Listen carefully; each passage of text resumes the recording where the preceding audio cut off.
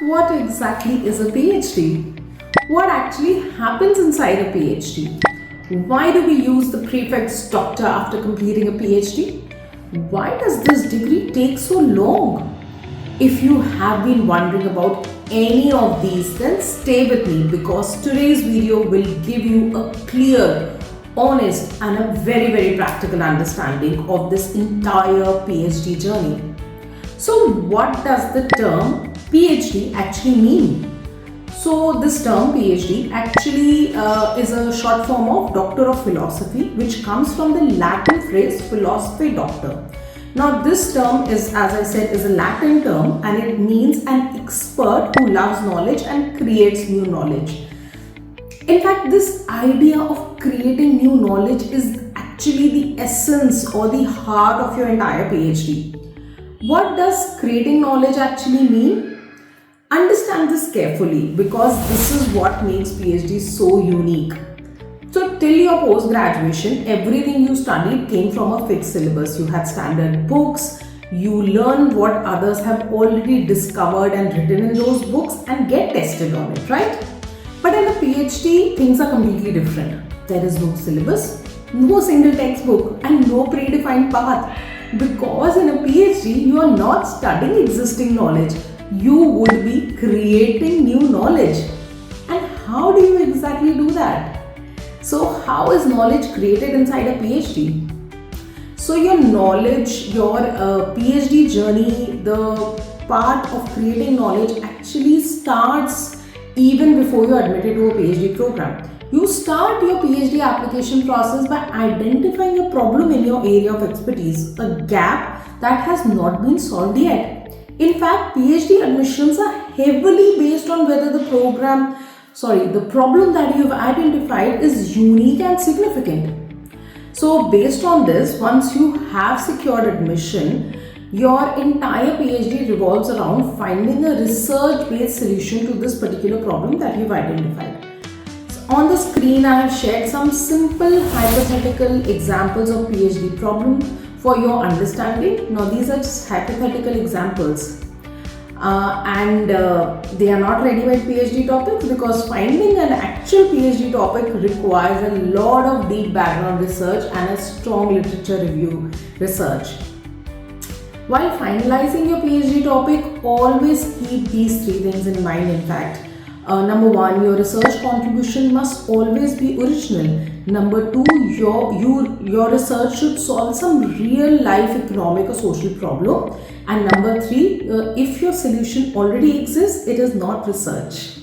So I hope you've gone through all the topics, the hypothetical topics. So now let's move on to the next section where we discuss what exactly happens after the admission. So once your admission is confirmed, the university assigns you a supervisor. Now it is supervisor and not supervisor or a guide, and they are not teachers, so they just direct you and tell you what you have to do. You are responsible for solving the problem you identified. So you explore existing research, identify gaps, build a strong research framework, decide how to collect your data, actually go and collect the data, analyze it, and finally build a logical evidence-based solution.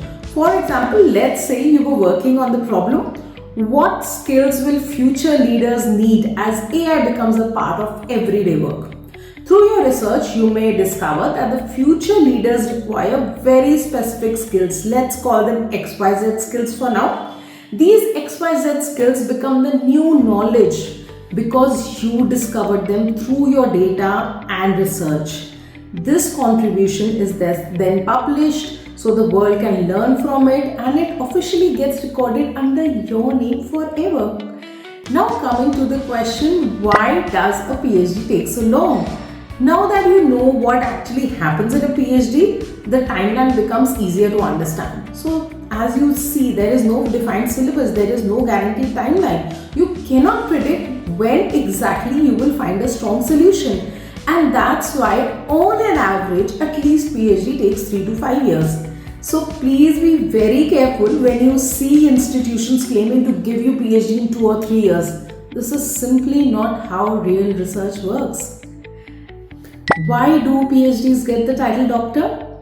So, in one of my podcast episodes with Mr. Matthew, who's a scholar in AIMS Kashipur, he gave a beautiful analogy. He said, medical doctors cure illnesses and PhD scholars cure knowledge problems in the society. This ability to identify problems and create solutions for the world is what earns PhD scholars the title doctor. I don't know if this analogy is right or wrong, but for sure it is the creation of new knowledge that helps scholar earn the title doctor. So is PhD difficult? The honest answer is yes and no both. Why? Because studying is not the difficult part, because you're working on a topic that you chose, you are passionate about. The challenging part is that there is no roadmap, no clear instructions, no timetable, and often no immediate results. But this challenge is exactly what makes your PhD journey so transformative. A PhD, how is it transformative? This is what you're asking. So, PhD shapes your personality in ways no other degree can. You develop deep critical thinking, discipline, patience, independence, clarity in communication, the ability to solve complex problems, and the confidence to defend your ideas. You become structured, reflective, creative, and resilient. In short, a PhD shapes you into a thoughtful, adaptable, and future ready leader. Should you pursue this journey? A PhD is actually a beautiful journey when done with the right intent and the right guidance.